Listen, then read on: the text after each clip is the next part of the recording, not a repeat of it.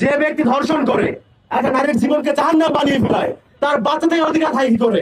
তাকে আপনারা গুলি করে মেরে ফেলুন অথবা ফাঁসিতে ঝুলিয়ে মেরে ফেলুন, তবে অবশ্যই তদন্ত সাপেক্ষে, বিচার সাপেক্ষে হতে হবে, বিচার প্রক্রিয়ার মধ্যে দিয়ে হতে হবে, যাতে করে নতুন কোন নাটক মঞ্চস্থ না হয়। মাননীয় প্রধানমন্ত্রী তারেক রহমান, আপনাকে অনুরোধ করছি, একটু তাকিয়ে দেখুন, পুরো দেশব্যাপী হত্যা, ধর্ষণ, চাঁদাবাজ, দখলদারির এক মহোৎসব চলছে।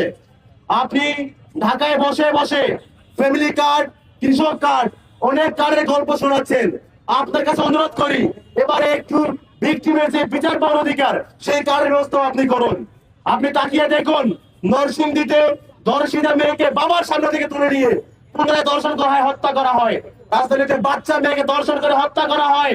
আপনি দেখেন গাইবান্ধাতে এক গৃহবধূকে দোষার চেষ্টা করা হয়েছে, সে থানায় গিয়েছে, কিন্তু আপনার প্রশাসন মামলা নেয় নাই।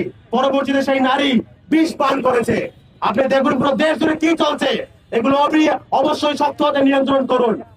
আপনাকে শক্ত হতে হবে, যে ক্রাইমের বিরুদ্ধে করতে হবে, অপরাধের বিষয়ে কোনো ছাড় নাই। আরেকটা বিষয় হচ্ছে, আমরা দেখতে পাই প্রত্যেকটা দর্শন কাণ্ডে, ম্যাক্সিমাম দর্শন কাণ্ডের পেছনে রাজনৈতিক ব্যাকআপ থাকে।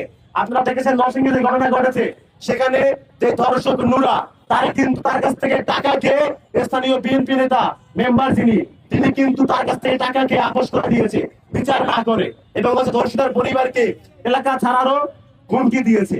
এই ধরনের যে সমস্ত পলিটিক্যাল ব্যাকআপ থাকে, এগুলোকে নিয়ে সত্যবাদী নিয়ন্ত্রণ করতে হবে, রাজনৈতিক দলগুলোকে এগিয়ে আসতে হবে। যে বা যারা আমার দলের অন্যায় করবে, তার সাথে আমার কোনো বিরোধী নাই। যে অন্যায় করবে তাকে যেমন দলে রাখা হবে না, একই সাথে তাকে আইনের তুলে দায়িত্ব আমার দলের, এটা নিশ্চিত করতে হবে।